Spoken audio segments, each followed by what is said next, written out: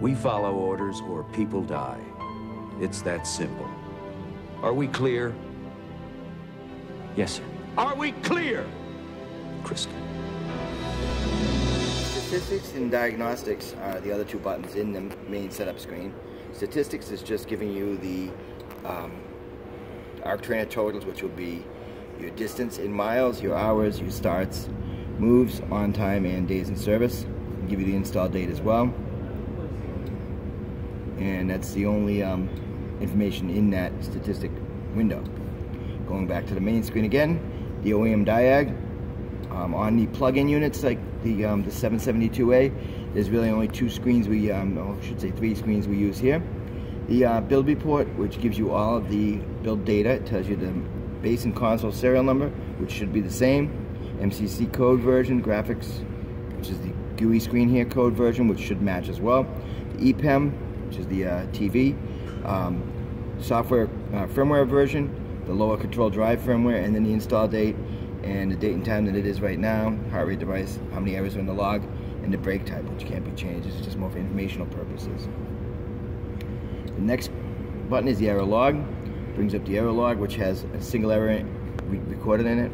This is an old error from last year. It's probably relevant now to reset the log and clear it, which I always recommend doing after servicing.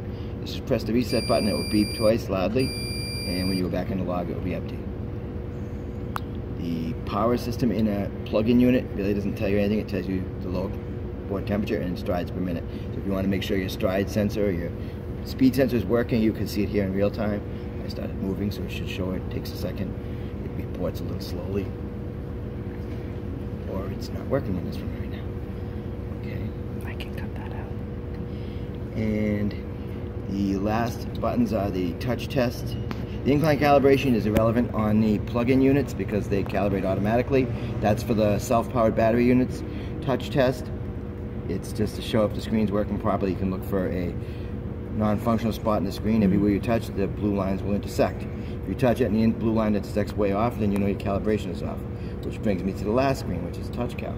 It puts targets in the four corners, and when you touch those four corners, it sets the grid or the picture to the touch screen above. One note on the touch calibration while we're here, go back to the home screen. If your screen is so out of calibration you can't get into the Diag mode and you need to calibrate it to be able to get into Diag mode, there's a backdoor way to get into it. From the home screen, you press and hold the fan button till it beeps twice. And then you press the backtrack button within a second or two, and it brings you back to T-Cal, and you can calibrate the screen without getting into the diagnostic mode to do it. And then once it calibrates, it will be, you can use the buttons as normal now.